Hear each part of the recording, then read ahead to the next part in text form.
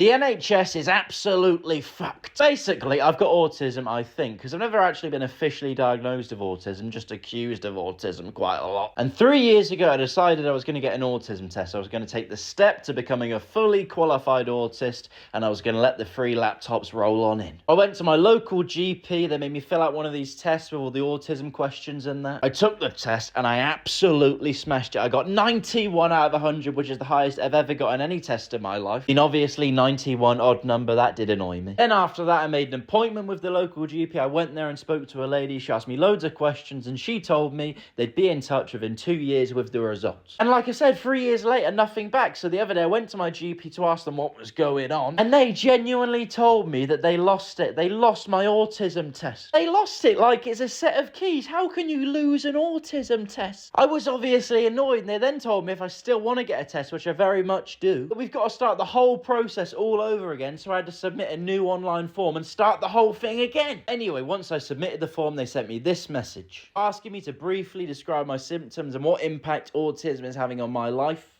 They then said they're going to send me a test, the exact same test that I smashed out the park before. And this annoyed me even more, because not only were they not giving me an appointment, I was just having to do the whole thing over and over again. I replied with quite a passive-aggressive message. I said, "Hi, I came for an autism test with you guys 3 years ago. I came in a couple months ago to check if there'd been any updates." It wasn't a couple months ago, it was like a couple days ago, but I just wanted to make it sound more dramatic. Then said, and they told me that they'd lost the test, so I did this before. Could we please get the process underway as fast as possible, as I did this 3 years ago. Sent that message, and I just received this update. "Hi Dominic, we'd like to book you an appointment." Which basically means that GP read the message I sent and she went, "Yeah, this guy's definitely got autism. Let's get him a test immediately." So I'm going to start the process of getting an autism test. Let's see if I can get that free laptop.